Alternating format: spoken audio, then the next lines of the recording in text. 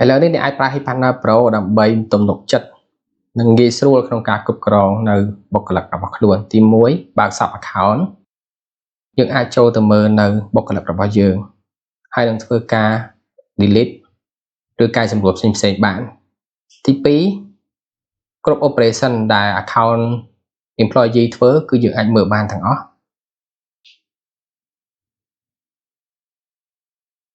ទី3យើងអាច